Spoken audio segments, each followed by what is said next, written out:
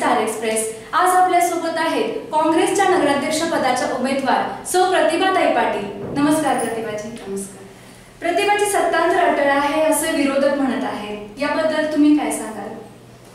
नाहीये, सत्तांतर होणार नाहीये, कारण की जे माननीय साहेब, माननीय भाऊंच्या नेतृत्वाखाली जे विकास कामं केलेली आहेत त्यात कुठेही आम्ही कमी पडलेलो नाहीये।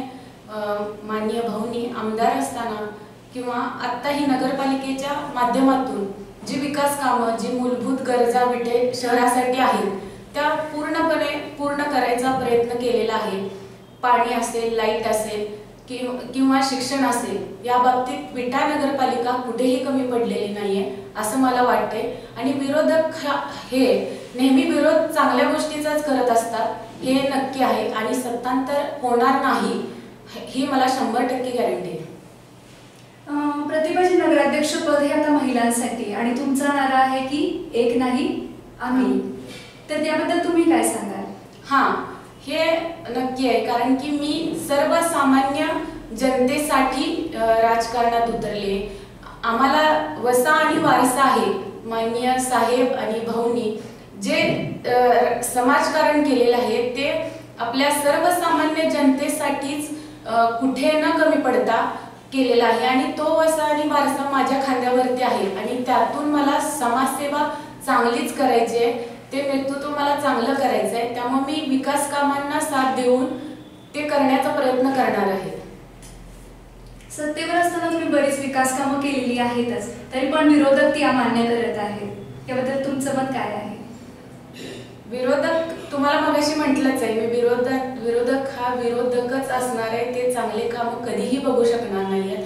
विट्यात कुठेही रात्रीचं जावा तुम्ही, स्ट्रीट लाईट जसं पुणे मुंबईमध्ये जाता तसं लाईटचा लख प्रकाश आहे, आणि जर कसं माहितीये झोपलेला जागा करता येतं, पण जागा असणाऱ्यांना आपण उठवू शकत नाहीये, त्यातला प्रकार आहे। कधीही विरोधक रात्रीचे फिरू देत, त्या लख प्रकाशात ते उठून दिसणारे आहेत, आणि हे स्वतः त्यांनी आत्मपरीक्षण केलं पाहिजे की कुठं आपण टीका करतोय आणि त्या टीकेला काहीतरी अर्थ आहे का, हे असं मला वाटते।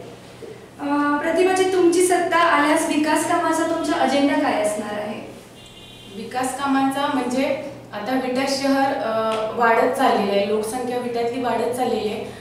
पाण्याचा प्रश्न विटे शहराला आहेच, पण तसा काही म्हणता येणार नाही की स्वच्छ पाणी पुरवठा आज विटे शहरात हा इतर शहरांपेक्षा चांगला आहे। आपण बघतोय की लातूर सारख्या ठिकाणी मुख्यमंत्र्यांचं गाव आहे ते, त्या ठिकाणी या उन्हाळ्यात पाण्याची चणचण आली, ते पाणी आपल्या मिरजेतून नेलं गेलं, पण विट्यात दुष्काळाचा अजिबात काही पडसाद उमटला नाहीये। 45 मिनिटं रोज विट्यात पाणी यायचं, आणखीन या विटे शहर जे वाढत आहे त्याला आणखीन स्वच्छ पाणी पुरवठा आणि आणखीन प्रेशरनं आणखीन जास्त वेळ पाणी पुरवठा देण्याची योजना आम्ही आता या विकास कामात करणार आहे। आणखीन आता मुख्यमंत्र्यांच्या हस्ते हागणदारी मुक्त किंवा स्वच्छतेसाठी जे मुख्यमंत्र्यांच्याकडून पारितोषिक मिळालेलं आहे, त्याचबरोबर आम्ही कचरा कुंडी मुक्त विटा बनवण्याचा प्रयत्न करतोय, आणि शिक्षणच तर आपण ज्ञानगंगा साहेबांपासूनच चालवलेले आहेत, तेही पुढं त्याच्यात काय आणखी बदल, आणि माननीय भाऊंचं स्वप्न आहे की विटे शहरात हॉस्पिटल, मल्टी स्पेशलिस्ट हॉस्पिटल बनवण्याचं एक स्वप्न आहे।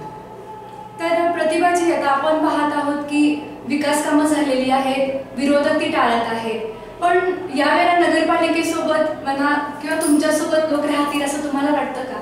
हो, लोक गेल्या 2.5 वर्षापूर्वी जो आपल्याला पराभव झाला, विरोधकांनी असे एखादं विकास काम सांगावं की ते तुम्ही या 2.5 वर्षात केले।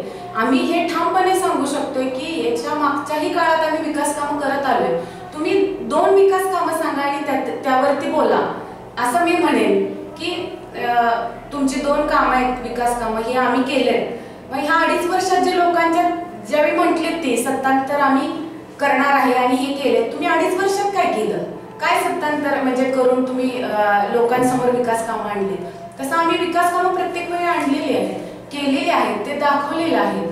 तसं आम्ही एक तर आम्ही कुठं मागे पडलेलो नाहीये, आणि जनता आमच्याशी सॅटिस्फाईड आहे, त्यामुळे आम्ही नक्की विजयी होणार हे आम्हाला खात्री आहे.